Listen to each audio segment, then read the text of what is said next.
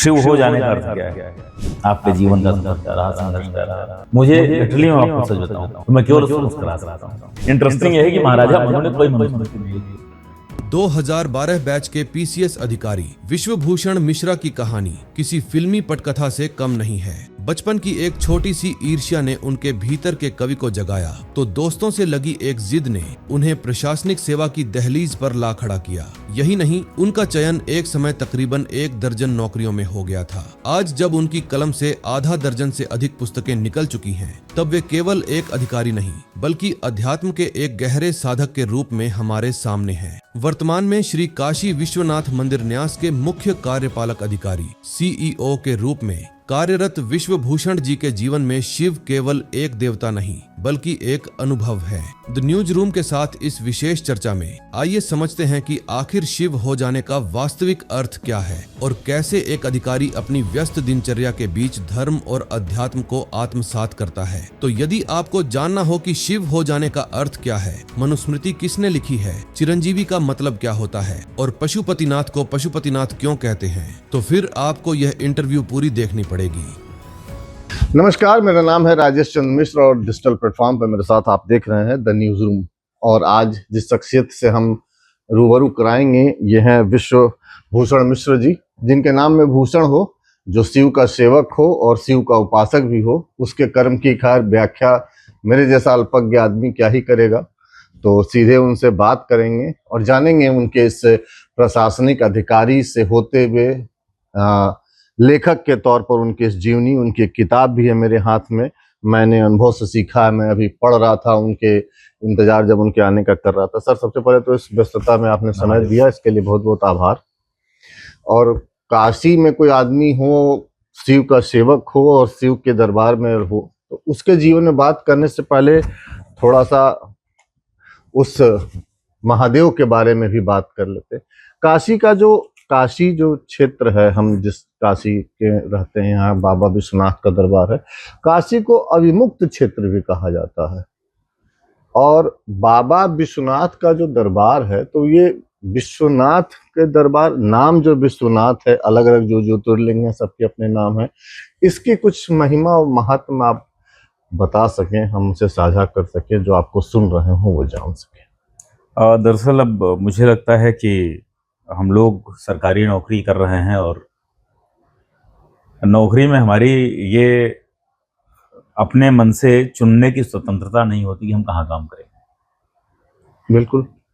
यह जरूर है कि जो शासन की व्यवस्था बनी हुई है उसके अंतर्गत काशी विश्वनाथ मंदिर अधिनियम बना, श्री काशी विश्वनाथ विशिष्ट क्षेत्र विकास प्राधिकरण बना और उसमें कोई भी एक अधिकारी जो राज्य की सेवा में हो उसको वहाँ नियुक्त कर सकते हैं।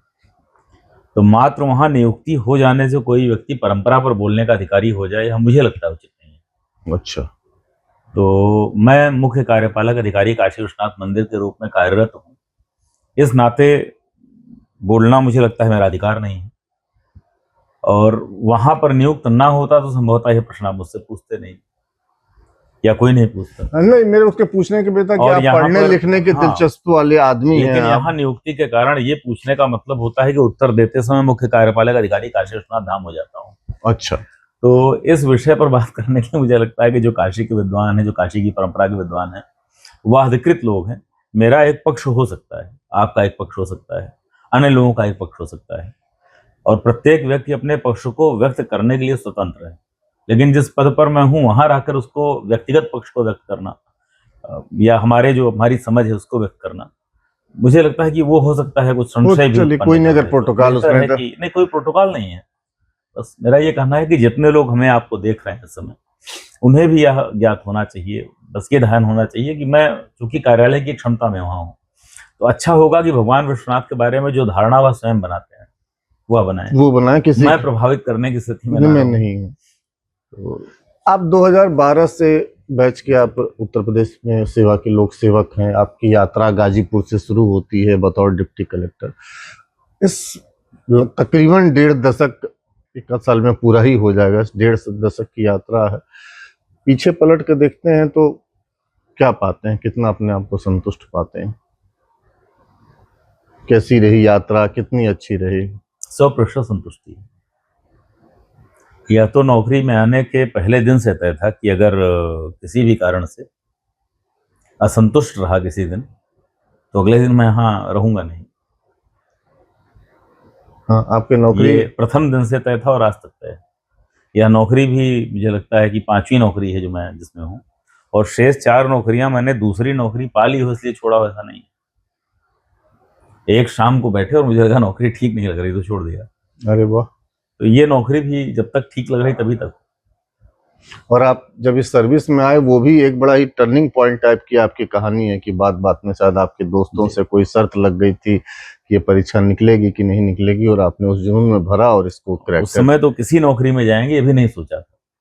जब दोस्तों से शर्त लगी तो उसके बाद फिर परीक्षा देना शुरू किया, तो बहुत सारे सिलेक्शन हो गए, उसी में से कुछ ज्वाइन वाइन करते कराते हाँ कर और टिके हैं कुछ फिलहाल। ये भी है क्या, कुछ 10-12 नौकरियां आपको एक साथ सिलेक्शन आपकी हो गई 13 थी? जगह सिलेक्शन 13 जगह सिलेक्शन हो गया था, मतलब 2 एक साल के पीरियड 2 साल के उसी पीरियड में में। से कुछ और एक आध जगह ज्वाइन करते कराते रिजाइन करते फिर यहाँ पहुंचे। मतलब ऐसे ही बड़ा एक परीक्षा देना शुरू किया, और पहले के बाद से मतलब पहला जो सत्र पूरा हुआ उसके बाद से परिणाम आते गए। यहाँ ज्वाइन किया, 2 महीना काम किया, नहीं मजा आया तो वहाँ छोड़ दिया, वहाँ दूसरी जगह चले गए, फिर वहाँ नहीं मजा आया तो तीसरी जगह चले गए, ऐसे ही होता रहा।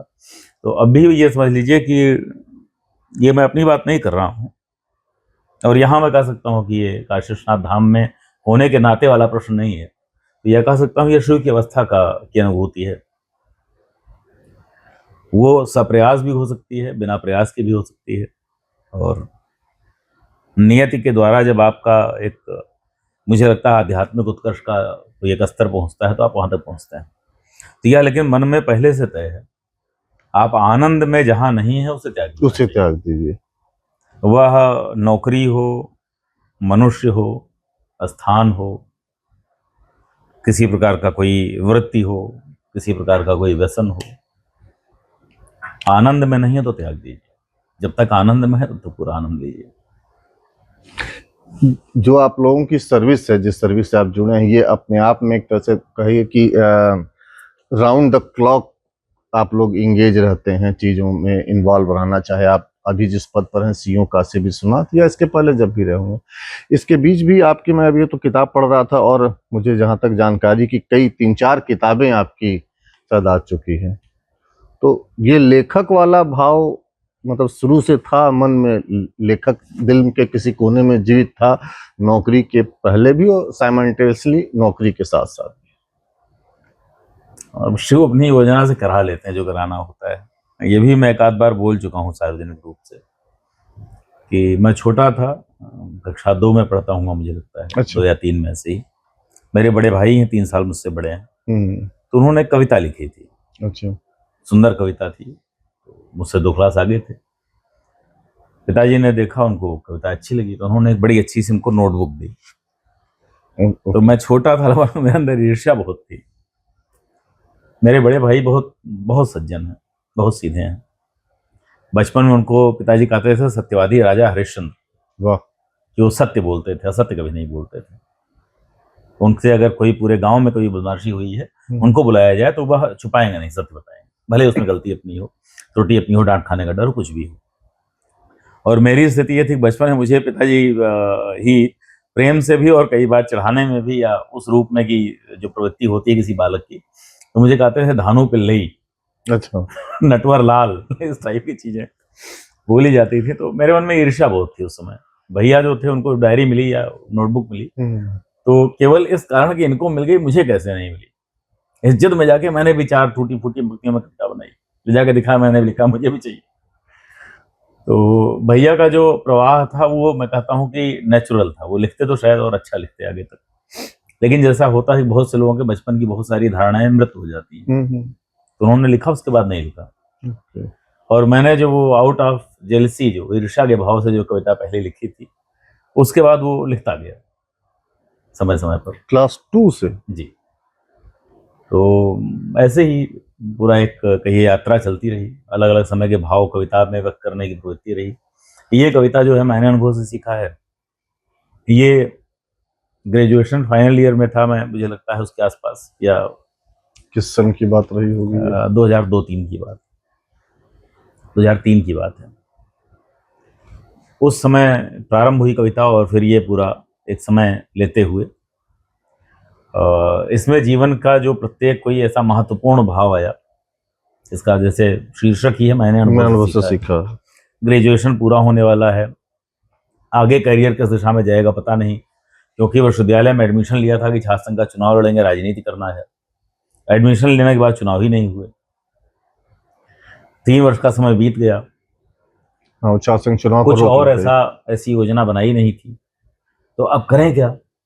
जब आपके पास कोई योजना नहीं होती तो भाव थोड़ा सा, आप जानते हैं, फिर यही आता है कि जो पहला छंद इसका है, नहीं बताई राह किसी ने, बस संघर्ष रहा जीवन में, मिला नहीं कोई भी संबल, कर्तव्यों की कठिन डगर में, पूरी ना कर पाए अब तक, रही अधूरी इच्छा मन में, कब तक यूं ही लड़ना होगा, सब दुःस्वप्न सरीखा है, मैंने अनुभव से सीखा है। वाह, क्या बात है। तो ये जो भाव आते हैं कि आप कहाँ जाएं आपको पता नहीं है, और वास्तविकता ये हुई कि ग्रेजुएशन के बाद 2 वर्ष का मेरे एकेडमिक्स में गैप है, ओके। और वो 2 वर्ष ऐसा भी नहीं, मैं कोई तैयारी कर रहा था, कोई बिजनेस कर रहा था, मालूम नहीं क्या कर रहा था। उसमें संन्यास का भी 1 वर्ष रहा, फिर उसके बाद देखा घर की परिस्थितियां कैसी हैं, दोबारा संघर्ष करना है। तो क्योंकि माँ हैं, भाई हैं, एक छोटी बहन भी है, और आर्थिक संघर्ष जब आपके परिवार में हो, आपको पता चले ऐसा है, तो आप समझते हैं क्या भाव बिल्कुल आता है। समझ रहा हूँ। फिर वापस आए, फिर अपना दोबारा सांसारिक जीवन में आकर उसके बाद चीज़ों को आगे बढ़ाना। तो हाँ। उसका जो एक निरंतर जो प्राकट्य होता रहा, इसके अलग अलग छंदों के रूप में होता हालांकि मैं आपकी किताब पलट रहा था तो इसमें एक है, प्रेम जिन्हें करते देखा स्वांग उन्हें रचते देखा। ये मैं कई बार इसको तब से पढ़ चुका हूँ। बड़ा ही ये किशोरावस्था से लेकर युवावस्था के जो भाव हैं, बड़ा ही मतलब जिसको हम अखबारी भाषा में कहूँ तो एकदम ललन टॉप लाइन है ये। आपने भी जिया है, हमने भी जिया है। और मैं बार बार कहता हूँ, देखिए कि एक भाव हो सकता है कि व्यक्ति बताए, मैं तो प्रारंभ से बहुत ही आदर्शवादी था, मैं बहुत देशभक्त था, मेरे मन में तो ये भाव थे। तो मैं तो भाई बड़ा सहर्ष स्वीकार करता हूँ कि अगर मेरे बचपन में अगर मैंने किसी को देखा है बहुत आदर्शवादी होते हुए, बहुत ही सहज होते हुए, बहुत ही एक अपनी लाइन पर चलने वाला, तो या तो अपने पिताजी को देखा या फिर अपने बड़े भाई को देखा।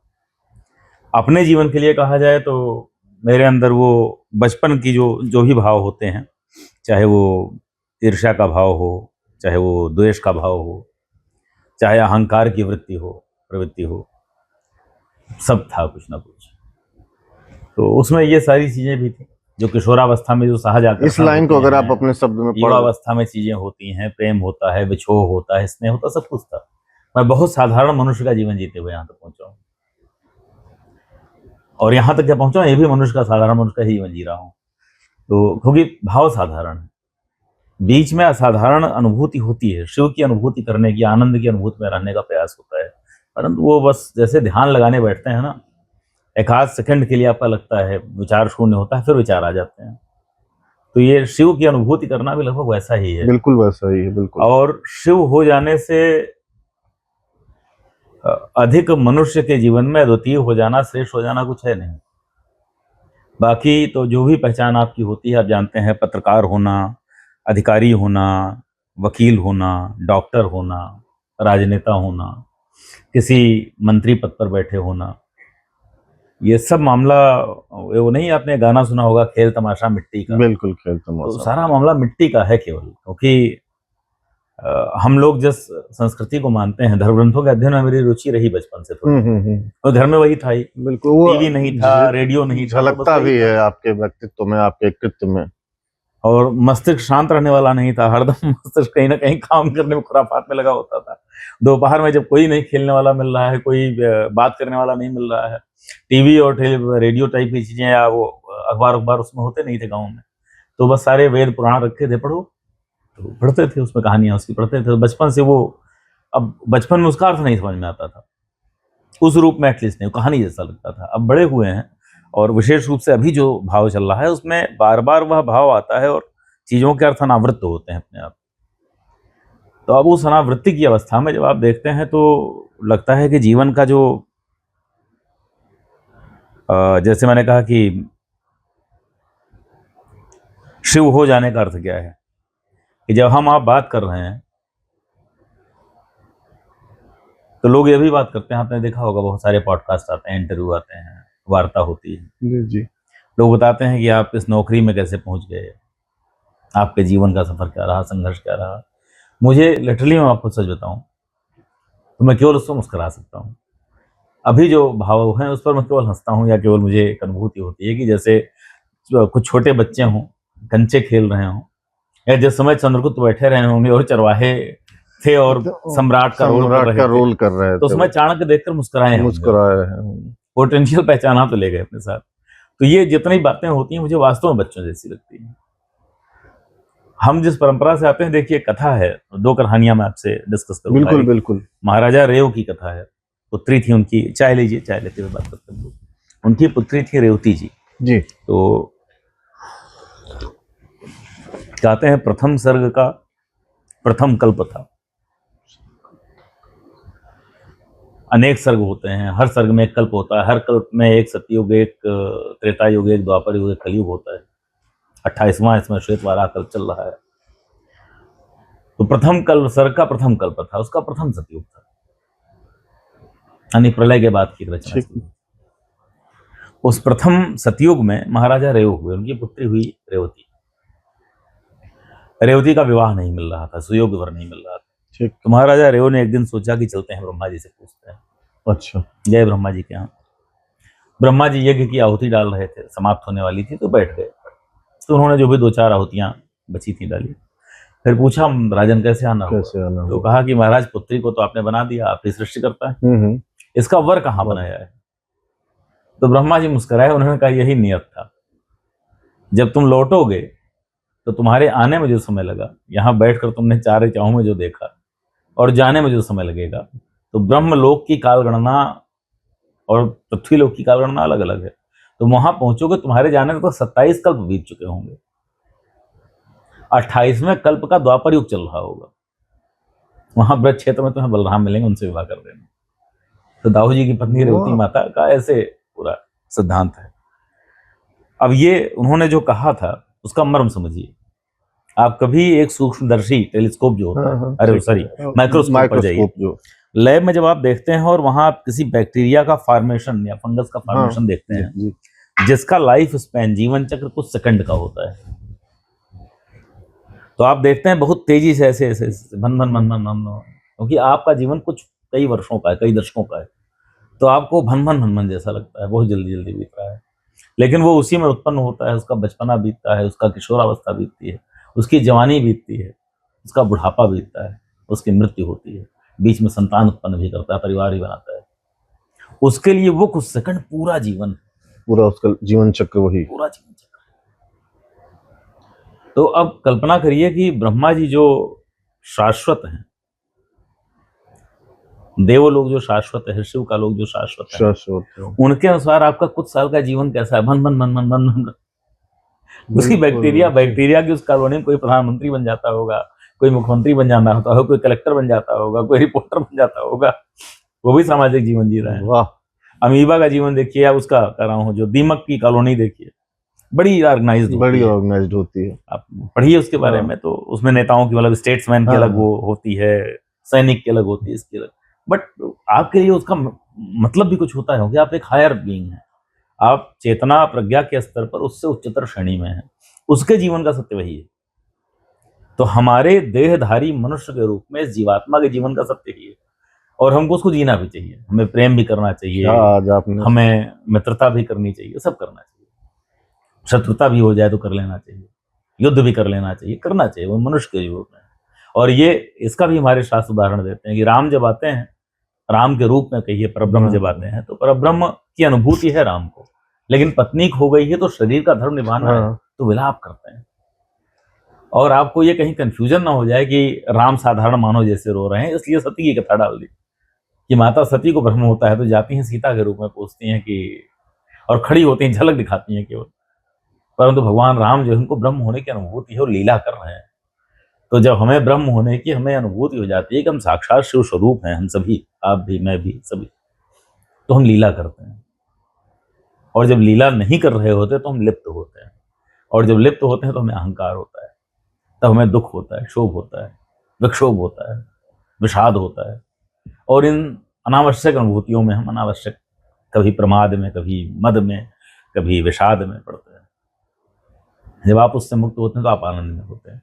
तो मैंने आपसे यही कहा ना कि जैसे इस नौकरी में भी हैं, तो जब तक आनंद में है तब तक है, और फिर अवस्था आती है कि शरीर में भी तब तक है जब तक आनंद में है। तो साक्षात शिव स्वरूप की अनुभूति कर लेना।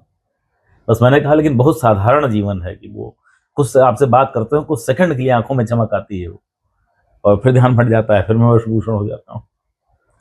क्या समझाया है आपने।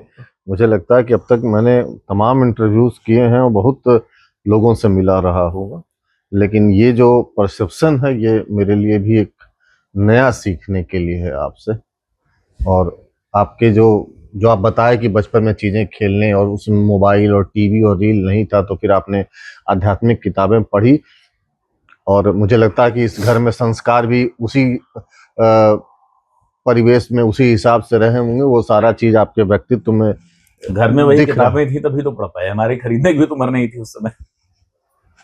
तो ये तो मानता हूँ कि निश्चित रूप से परिवार की जो परिपाटी होती है, और वो भी फिर पूर्व जन्म के कर्मों का संचित फल। मैंने कहा कि जब हमें अनुभूति होती है, दरअसल एक सेंस में देखा जाए तो हम देह हैं, एक सेंस में देखा जाए तो नहीं है। होने और ना होने की बीच की स्थिति है, to be or not to be. बड़ा प्रसिद्ध वाक्य है पाश्चात्य दर्शन का। एक व्यक्ति ने कहा, कहते हैं कि उसने दावा किया कि मैं देह नहीं हूं। तो प्रश्न ये आया कि अगर तुम देह नहीं हो, हटा दीजिए उसको, तो तुम्हारी एक उंगली अगर मैं काट दूं तो तुम्हें समस्या नहीं होनी चाहिए, तुम देह तो हो ही नहीं। ठीक है। तो ये भी आप नहीं बर्दाश्त कर पाते। दूसरा मामला क्या आ गया कि आपने कहा कि मैं जीवात्मा हूं या मैं आत्मा हूं। तो अगर आप केवल आत्मा होते, मैं केवल आत्मा होता और यही ज्ञान दे रहा होता, देह ना होती, तो यहाँ आप दोनों लोग ना बैठे होते, ठीक हम बात खड़े होते हैं। बिल्कुल सही बात है। आत्मा को बोलते हुए कुछ सुनना नहीं चाहता। बिल्कुल सही तो बात। ये देह और आत्मा दोनों का कहीं ना कहीं मिलन है जो इस रूप में प्रकट हो रहा है। इसके साथ कर्म भी हैं, पूर्व जन्म की स्मृतियां भी हैं, जो शास्त्र जो कहता है, हर जो अनुभूत भी करिए तो आपको लगेगा ये पूरा मिलाकर एक स्वरूप जीवात्मा का हुआ, जो बार बार देह परिवर्तन करती है, अक्रॉस लाइफ जो चली आ रही है। लेकिन सत्य ना तो जीवात्मा है, ना तो देह है, ना तो बुद्धि है, ना तो नाम है, ना तो ये पहचान है। बिल्कुल वैसे ही जैसे पेन आपकी है तो आप पेन नहीं है, लेकिन इसका मतलब यह नहीं कि आप पेन नहीं तो आपकी पेन को उठा के लेके चला जाए, मुझे जरूरत है भाई इस पेन की। ठीक है। तो ये देह आप नहीं है, लेकिन इस देह की आवश्यकता है इस जीवन की यात्रा पूर्ण करने के लिए। इस नाते देह की उंगली काटने नहीं दूंगा, लेकिन मैं देह नहीं हूं, मुझे मालूम। अब अगला सेंस आ जाइए, बिना देह की आत्मा भी आप नहीं है, यानी आप केवल आत्मा नहीं है। तो जो कॉम्बिनेशन है उसका पार्ट है आत्मा, तो मैं आत्मा भी नहीं हूं। ये कलम मेरी है, ऐसे ही ये नाम मेरा है, ये बुद्धि मेरी है, ये व्यक्तित्व मेरा है, ये पहचान मेरी है, ये देह मेरी है, ये आत्मा भी मेरी है। और जब मैं इसका सबका स्वामी होता हूं तो मैं शिव होता हूं। अगर केवल ये आत्मा मेरी नहीं होती, वो सबकी आत्मा मेरी होती है। बिल्कुल सही बात। भगवान का जो नाम है पाशुपतिनाथ, पशुपतिनाथ, उसकी व्याख्या ग्रंथों में ही की। मुझे बड़ी गलतफहमी थी, पहले मैं समझता था वो पशुओं के स्वामी है। अच्छा। अधिकतर आप देखेंगे इसी रूप में करते हैं, इसी रूप में व्याख्या किया जाता है, अधिकतर जगह पढ़ा जाता है। लेकिन ना तो शिव पुराण ये कहता है, ना स्कंद पुराण ये कहता है, ना लिंग पुराण ये कहता है। शैव साहित्य में थोड़ा उतरेंगे तो एक बड़ी अच्छी व्याख्या मिली। कहा कि ये समस्त जो आपकी इंद्रियां हैं, तन्मात्राएं हैं, जितने आपके अवयव हैं, भूत हैं, पंचभूत हैं, महाभूत, इन सबसे मिलकर आपका निर्माण होता है जीवों का। तो कहा मनुष्य इसके पाश में जगड़ा रहता है, और पाश से आबद्ध इन सभी जीवात्माओं का संचालन जिनके हाथ में होता है वह पाशुपतिनाथ है। वो पशु से नहीं है, पाश से है। जो मतलब जिस उस पाश में जकड़ी हुई समस्या और जीवात्माएं जब उससे, अच्छा बड़ा सुंदर रूपक है ये, इनके स्वामी पाशुपतिनाथ शिव।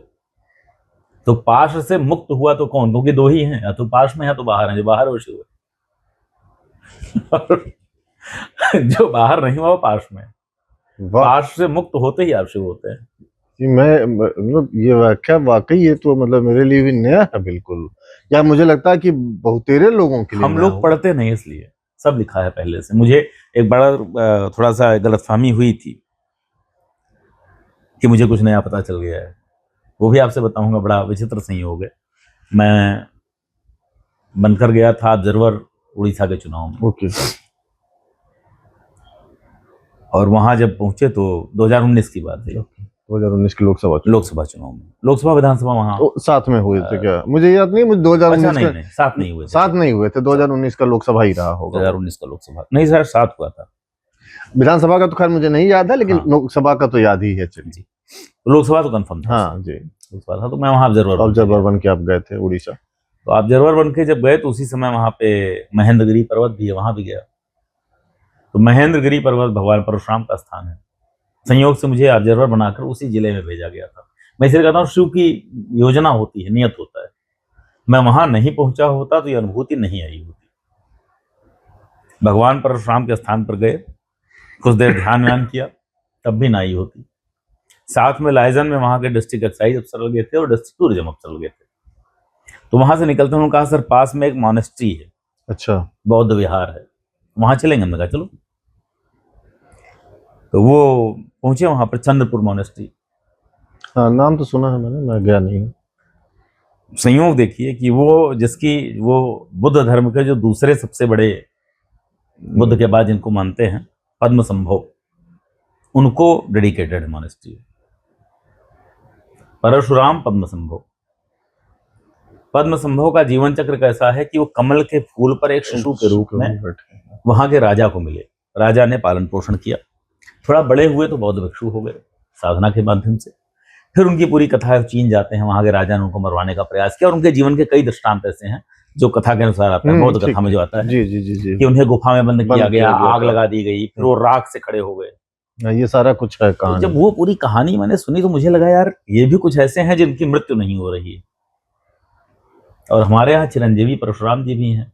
परशुराम पद्म संभव, परशुराम जी महेंद्रगिरी पर्वत पर आते हैं, चंद्रगिरी में पद्म संभव मिल जाते हैं। तो कुछ दिमाग में चलना शुरू किया। फिर आया तो मैंने सोचा था चिरंजीवी होने का मतलब क्या हुआ, अर्थ क्या हुआ। क्योंकि अगर ये माना जाए कि देह मर जाती है, हम लोग तो चिरंजीवी तो का हम जो सभी समझते चिरंजीवी हैं हैं। सामान्य रूप से वही है, दीर्घायु से भाई बेसिकली। हम सभी चिरंजीवी हैं। आत्मा की तुम्हारी मृत्यु हो नहीं रही है, नहीं। तो आत्मा हमारी चिरंजीवी हुई। और अगर ये माना जाए कि देह की मृत्यु ना हो तो देह पुरानी तो जरूर होगी। हाँ बिल्कुल होगी। पुरानी जब होगी और वो उसका क्षरण होता रहेगा, तो ऐसी क्षरण वाली देह को लेकर जीना तो बड़ा संकट का काम होगा। फिर तो चिरंजीवी होना अभिशाप हो गया। हाँ, ये भी बात सही है। इस नाते देह को वस्तुओं की भांति बदलने वाली आत्मा के पास यह स्वतंत्रता रहे कि हम देह बदलें, ज्यादा अच्छा है। हाँ, ये ज्यादा अच्छा है। तो क्योंकि जो सब तो चिरंजीवी हैं सभी महापुरुष हैं, हाँ, तो उनके पास देह बदलने की स्वतंत्रता, देह बदलने की क्षमता अगर है तो मेरी आत्मा में भी है। लेकिन मैं मृत्यु के साथ जब नए जीवन में जाता हूं तो मेरे पास क्या नहीं होता, स्मृतियां नहीं होती। हाँ, इस जीवन में जितना कुछ सीखा सब यहीं छूट जाएगा। फिर जीरो से शुरू करना है। वाह। एक मस्तिष्क में विचार आया, इसका मतलब चिरंजीवी होने का तात्पर्य हुआ कि परशुराम जब पद्म संभव के रूप में जन्म लेते हैं तो बचपन से ही बता देते हैं मुझे सन्यासी बनना है। 3 वर्ष का साधना प्रारंभ कर देते हैं। आदि शंकराचार्य के रूप में जो महान आत्मा आती है वो 6 वर्ष में संस्कृत पढ़ाने लगती है अपने गाँव में। तो ये पूर्व जन्म से ही आ रहा है।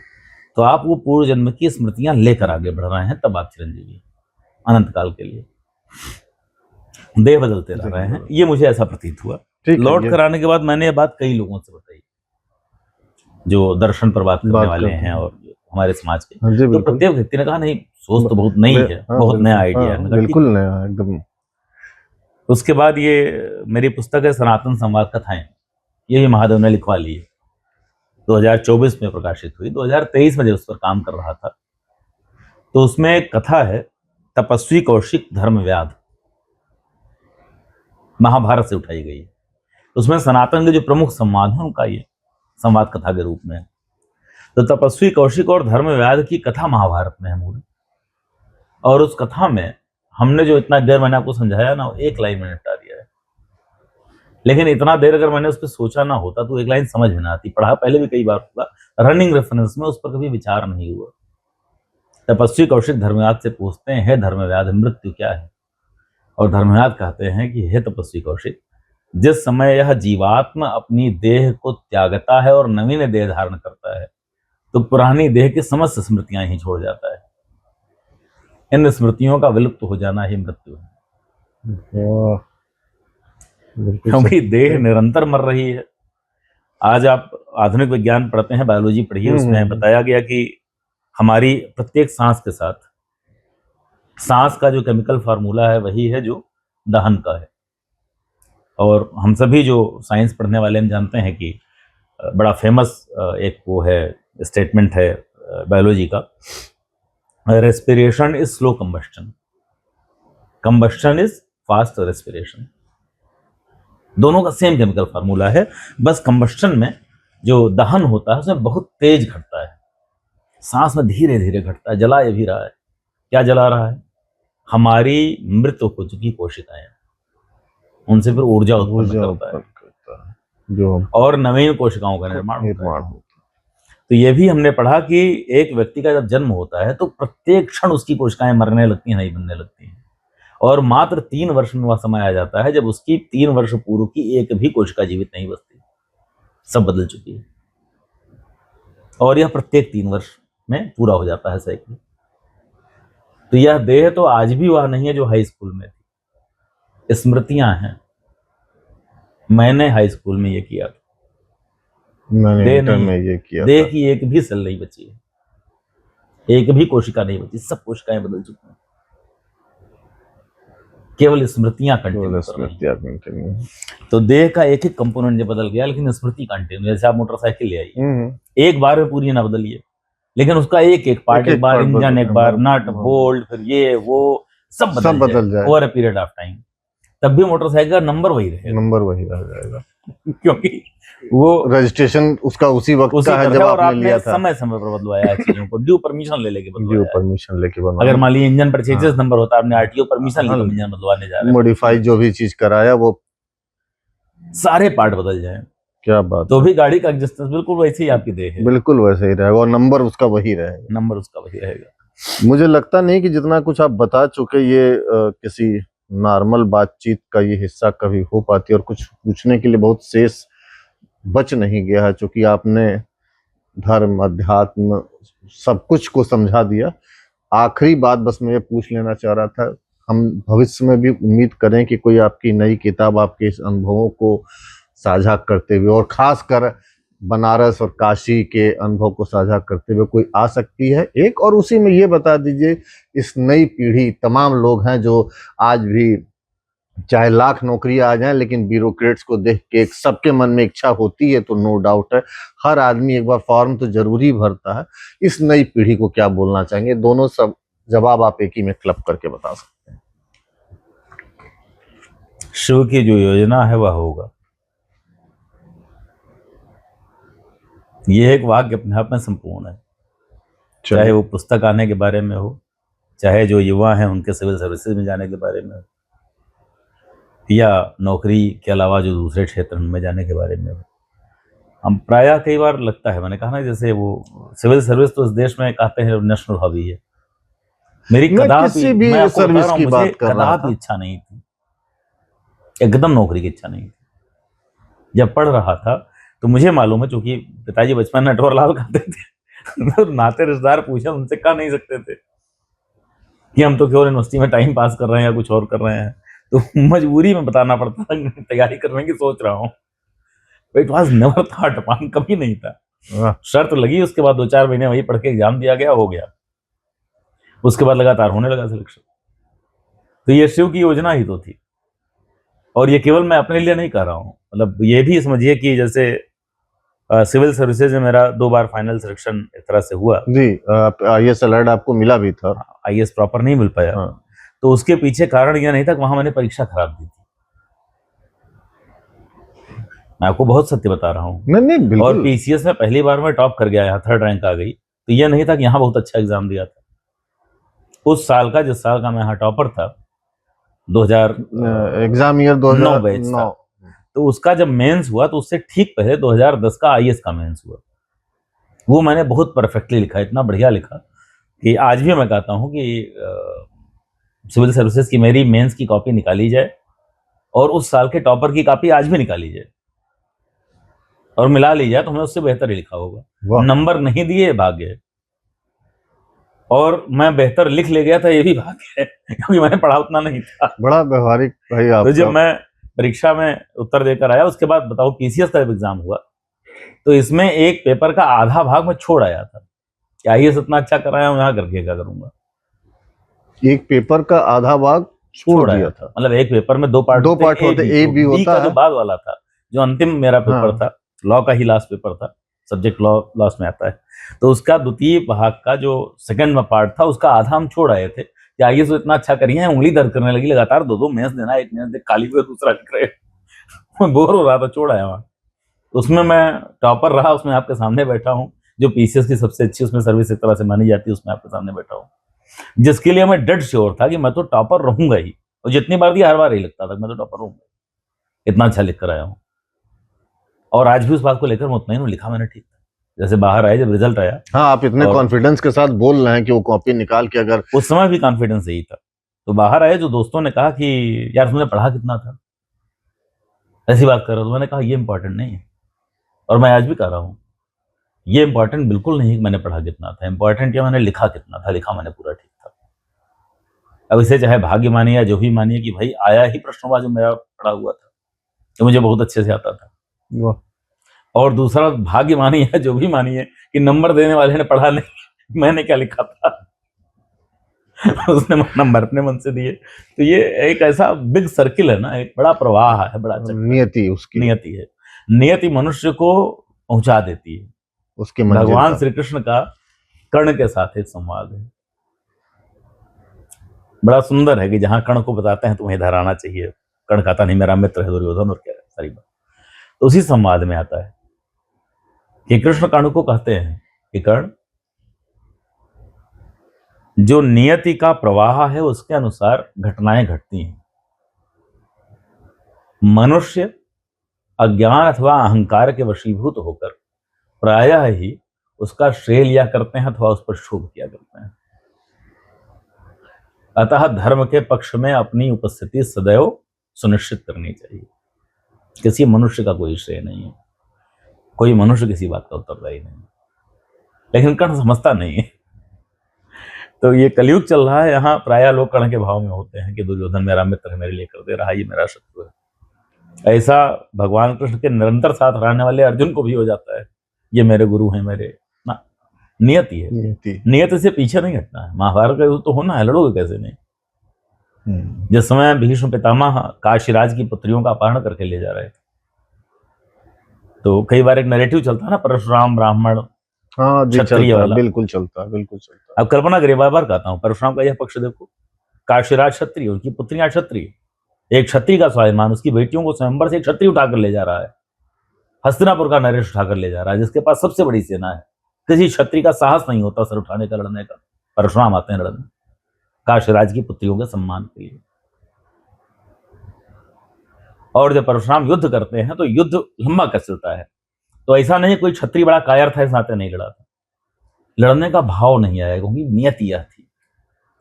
और उस नियत के विरुद्ध जब परशुराम लड़ते हैं तब आकाशवाणी होती, अरे परशुराम जी कहाँ लड़ रहे हो, जाने दो, क्योंकि महाभारत का युद्ध होना है। जब युद्ध होगा तभी जो रित है, जो धर्म है, उसका पतन होगा, तब कलयुग आएगा, महायुद्ध होना है। और कलयुग का आना तो योजना है, युग की योजना है, नियति है, नहीं रोकना है आपको।